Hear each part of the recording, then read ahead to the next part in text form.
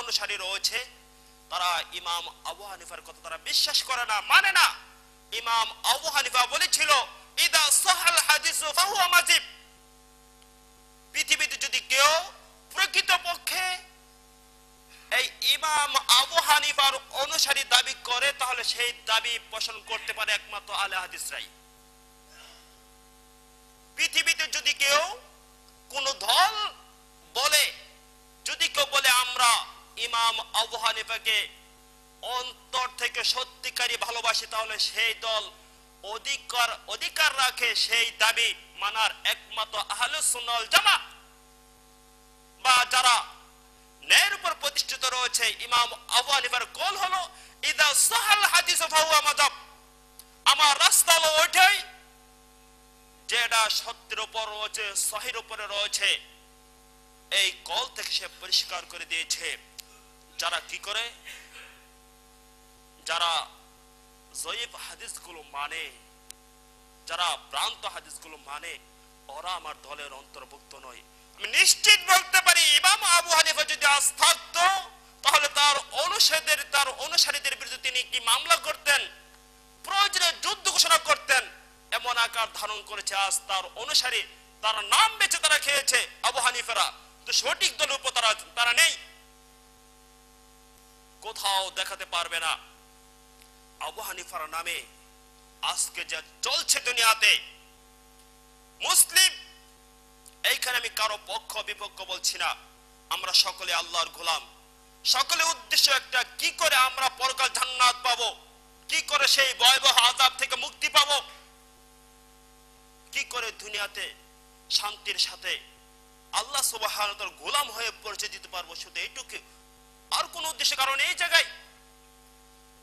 তো বলতেছিলাম আবু হানিফা তিনি এক কলের মাধ্যমে সব পার্থক্য করে দিয়েছেন। যে বা যারাই কোরআন সুন্নাহ মানবে ওরা হলো কি আবু হানিফার অনুসারী, ওরা হলো রাসূলের অনুসারী, ওরা হলো আল্লাহর অনুসারী। কোন ব্যক্তি, ইসলাম কোন ব্যক্তি কেন্দ্রিক নয়, ইসলাম কোন দল কেন্দ্রিক নয়। ইসলাম হলো সে স্বয়ং সম্পূর্ণ, কোন ব্যক্তির তার প্রয়োজন হয় না। আল্লাহ সে যেই হোক। আজকে এই সবচেয়ে বেশি ইমাম আবু হানিফার উসিলা দিয়ে আজকে যে গোমরাহির মাধ্যমে আমাদের মাঝে যে সংশয় দেখা দিয়েছে, আমি চ্যালেঞ্জ দিয়ে বলতে চাই, পড়েছি কুদরি পড়েছি, তাইসিরুল মুবতাদি পড়েছি, মালাবুদ্দা মিনহু পড়েছি, এই যে তাদের যে কিতাবগুলো রয়েছে কোথাও ইমাম আবু হানিফা এক জায়গাও নেই যেখানে বলেছে মিল্লাত পড়তে হবে, কোথাও নেই। ওপেন চ্যালেঞ্জ যদি কেউ দেখাতে পারে যে আবু হানিফার কোন উক্তিতে বা তাদের মাসালা কিতাবগুলোতে বা কোন হাদিসে কোন কোরআনে রয়েছে মিল্লাত পড়তে হবে, তাহলে আমি আজকে পর থেকে আমি কোনদিন এই মানুষের সম্মুখে খুতবায় দাঁড়াবো না ইনশাআল্লাহ। কোথাও নেই। কোরআন খতম করতে হবে।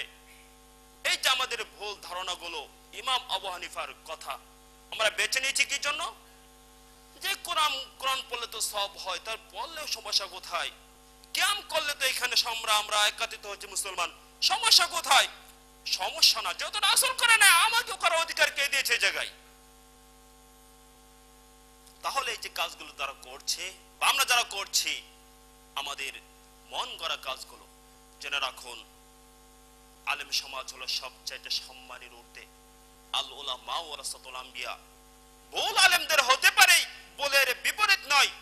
তবে আপনি যাকে নেতা মানুন না কেন, সে যেই হোক না কেন, কোরআন ও সুন্নাহর ক্ষেত্রে যদি সে ভুল করে, প্রথম আপনার কাজ তাকে ধরিয়ে দেওয়া যে শায়েখ আপনার কাজটা মনে হয় এইভাবে, দ্বিতীয়বার মনে হয় হচ্ছে না এইভাবে, তৃতীয়বার বলতে পারেন এটা তো এইভাবে রয়েছে, চতুর্থবার যদি সে তার মুখ থেকে বলে, যদি তা সে আগের কথার উপর অটুট থাকে যে কথাটা কোরআন সুন্নাহ বিরোধী, তখন জনগণ আপনাদের অধিকার রয়েছে, তাকে গার ধরে ধাক্কা দিয়ে বাহির করার অধিকার আপনাদের রয়েছে। এই অধিকার ইসলাম আপনাদেরকে দিয়েছে। কারণ খলিফাতুল আউয়াল আবু বকর রাদিয়াল্লাহু তাআলা আনহু তিনি যখন ক্ষমতায় আরোহণ করলেন, তখন তিনি সমস্ত সাথীদেরকে ডাক দিয়ে বলছিল, ও আমার সাথীরা, আমি আজকে সিংহাসনে আরোহণ করেছি, তোমাদের নেতা হয়েছি, জেনে রাখো আমার উপর আনুগত্য তোমার ততদিন পর্যন্ত আবশ্যক যতদিন পর্যন্ত আমি কোরআন ও সুন্নাহর উপর অটল রয়েছি। যখন কোরআন সুন্নাহর উপর অটল নেই, তখন তোমরা আমার আনুগত্যকে ছেড়ে দিবে। সাহাবী প্রথম খলিফা, তার ভাষণ ছিল এই। তাহলে আমাদের মাঝেও যে সমস্ত আলেম 1 2 3 বার সতর্ক করার পরে সে তার মতের উপর অটল রয়েছে, বুঝতে হবে তার মন থেকে বলছে। আর মন থেকে বলা মানে কোরআন সুন্নাহর বিরুদ্ধে অবস্থান নিয়েছে, সে আলেম নয়, আলেম নামে কলঙ্ক। অপর পক্ষে কোনো আলেম যদি সহি কথা বলে, আপনার মতের বিপক্ষেও যদি যায়, তার উপর টু শব্দ করার অধিকার আপনার নেই। কারণ আলেম হলো সবচাইতে সম্মানী স্থান, তাদেরকে সম্মান পাওয়ার যোগ্য হলো এরা রাসূলদের ওয়ারিস, এরা কোরআন ও সুন্নাহর দায়ী প্রচার করে। আপনি আলেমকে সম্মান করলে তো কোরআন সুন্নাহকে সম্মান করলেন, কোরআন সুন্নাহকে সম্মান করলেন তো রাসূলকে সম্মান করলেন, রাসূলকে সম্মান করলেন তো স্বয়ং আল্লাহকে সম্মান করলেন। আর আল্লাহকে সম্মান করে কখনো জান্নাত পাওয়া যেতে পারে না, কখনো জান্নাত পাওয়া যাবে না। অতএব বলতেছিলাম, আসুন আমরা সুশিক্ষা গ্রহণ করি। কোরআন ও সুন্নাহর যেই সহি হাদিসগুলো রয়েছে, সহি রাস্তাগুলো রয়েছে, এর উপর আমার আপনার জীবন বাস্তবায়ন করি, তাহলেই ইহকাল পরকাল সফল হবে। অন্যথায় এই ভ্রান্তির বেড়াজালে পরে সারাটা জীবন অযথাই আমরা কাজ করে যাব, কিন্তু সেইখানে সফলতা আসবে না, সেইখানে কোনো কিছুই আসবে না। অতএব সর্বপ্রথম কাজ হলো যে আয়াত আল্লাহ সুবহানাহু ওয়া তাআলা বলছেন, ইয়া আইয়ুহাল্লাযীনা আমানু, হে ঈমানদার, ইত্তাকুল্লাহ, তোমরা প্রকৃতপক্ষে আল্লাহকে ভয় করো। ওয়া আনতুম মুসলিমুন, ওয়া লা তামুতুন্না ইল্লা ওয়া আনতুম মুসলিমুন, তোমরা মৃত্যুবরণ করো না প্রকৃত মুসলিম না হয়ে। আমাদের সকলের পরিচয় আমরা মুসলিম। আমরা দল করে ভিন্ন কথা, কিন্তু পরিচয় রয়েছে একটা মুসলিম।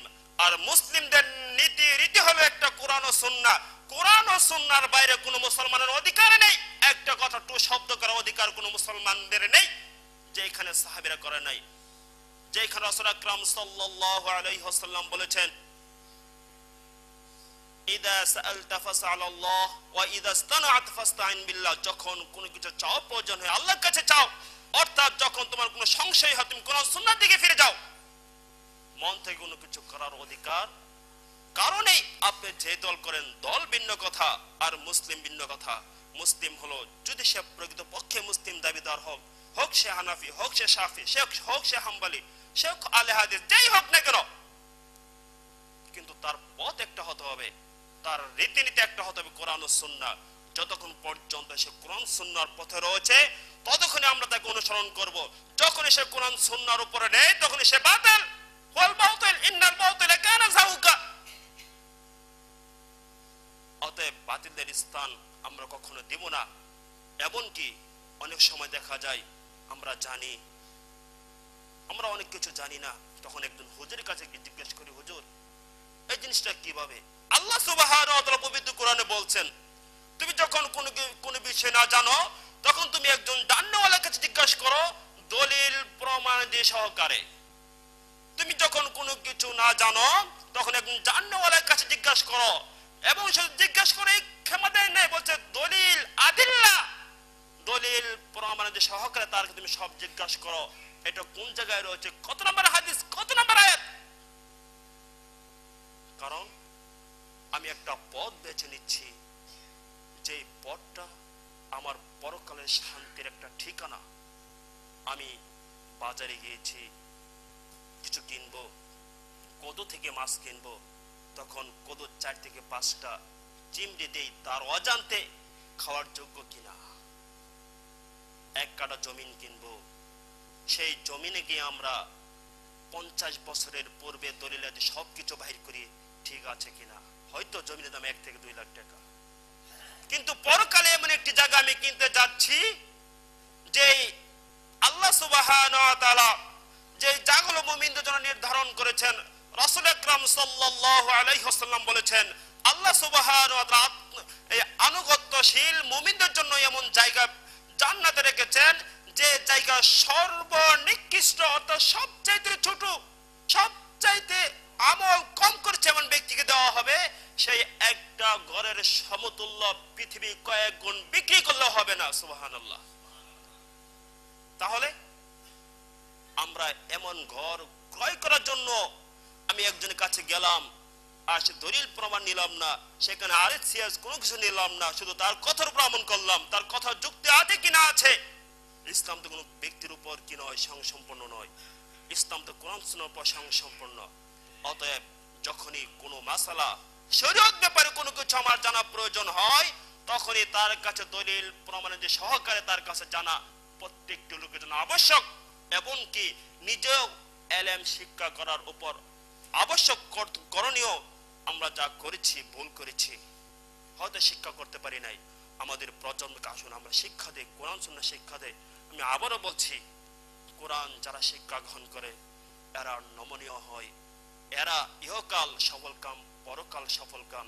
কোরআন যারা শিক্ষা করে, যাদেরকে শিক্ষা দেওয়া হয়, আপনি যদি আপনার সন্তানকে কোরআন শিক্ষা দেন, তাহলে কথা আরো কয়েক জমায় বলা হয়েছে, আবারও বলছি,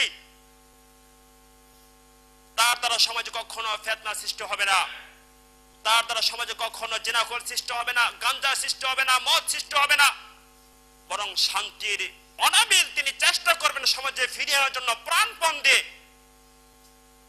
এমনকি যদি আপনার সন্তান কোরআন ও সুন্নাহর একজন দায়ী হয়, তাহলে শেষ বয়সে আপনার বিপদের সম্মুখীন হতে হবে না, লাঞ্ছনের সম্মুখীন হতে হবে না। কারণ সে জানে পিতামাতার খেদমত কিভাবে করতে হবে, যে বর্ণনা আল্লাহ সুবহানাহু কোরআন সুন্নাহয় করে দিয়েছে। আপনার সন্তান বৃদ্ধ হলে আপনাকে ঘর থেকে বাহির করে দিচ্ছে, দোষ আপনার। কারণ আপনি তো ছোটবেলায় আপনার সন্তানকে শিক্ষা দেন না যে আপনার সাথে কি ব্যবহার করবে আপনার সন্তান। শিক্ষা দিয়েছেন, অন্যটা শিক্ষা দিয়েছেন। কোরআন তো বলছে কিভাবে পিতামাতার সাথে সুন্দরতম ব্যবহার করতে হবে। এই শিক্ষা সন্তানকে দেন নাই, বিদেশে শিক্ষা পায় নাই, আর যার ফলে আপনাকে ঘর থেকে বাহির করে দিচ্ছে, গালিগালাজ করছে উঠতে বসতে, আর আপনি অভিশাপ করছেন মরে না কেন, মরে না কেন। এটা তো আপনারই পাওয়া। অতএব কোরআন শিক্ষা দেন যেন আপাতত আমার আবারও আবদার, এতটুকু শিক্ষা দেন যেন আপনার সন্তান সর্বশেষ বিদায় বেলা দুনিয়ার মায়া থেকে যখন আপনি পরকালে রওনা হবেন, সেই বিদায় বেলা যেন আপনার জানাজার সালাতটুকু আদায় করতে পারে। নিম্নতম এতটুকু শিক্ষা দেন। আলেম হওয়া শর্ত নয়, মুফাসসির হওয়া শর্ত নয়। যদি এতটুকু শিক্ষা দেন যেন সে মানুষের সাথে ভালো ব্যবহার করে, এতটুকু শিক্ষা দেন যেন সে জানে পিতামাতার কি হক রয়েছে, পারবশীর কি হক রয়েছে, আত্মীয়স্বজনের কি হক রয়েছে।